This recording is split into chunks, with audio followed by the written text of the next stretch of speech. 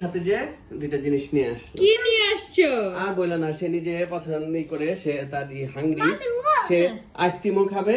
সে ধরছে যে দেখো কি সে কি খাবে, দেখো কি কি খাবে, দেখো Mommy, surprise! কি নিয়ে আসছো? সে চুরুস খাবে। আহ, সে চুরুস নিয়ে আসলো কিনে। এটা একটা প্লেটে দাও বা একটা কিছু দেন। Navia, do you like it? Yes, Amy. Okay.